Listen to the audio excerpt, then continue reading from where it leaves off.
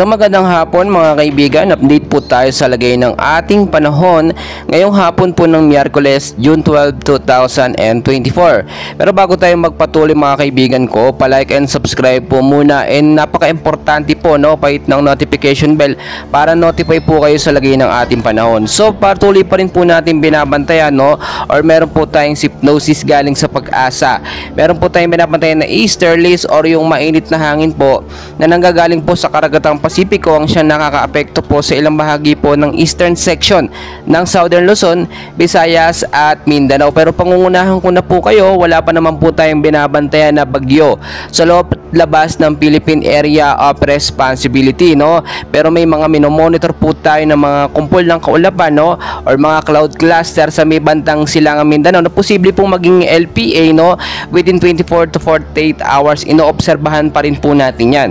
Forecast weather condition natin mga kaibigan, yung mga lugar po na apektado ng easterlies. Makinig po kayong mabuti mga kaibigan. Sa area po ng Davao Region, maulap po na panahon ng nararanasan dyan ngayon with isolated light rains to heavy rainfall, posible po pagdating sa gabi. Dulot po yan ng easterlies at inaasahang impact po nito, pagbabaha sa mababang lugar at landslide naman po sa mga landslide prone area kung sakali pong magkaroon ng malakas at tuloy na pag-ulan pagdating po sa gabi.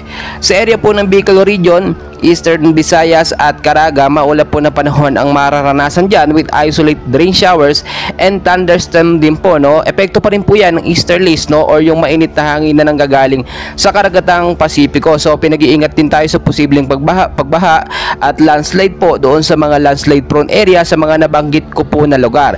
Dito naman po sa Metro Manila, kasama na po ilang bahagi ng ating bansa, maulap din po na panahon ng mararanasan dyan. Tignan nyo pong mabuti sa kalangitan, at posible magkaroon ng isolated light rains to heavy rainfall or mahinang pag-uulan po pagdating sa gabi. Localized thunderstorm naman po ang nakakaapekto dyan.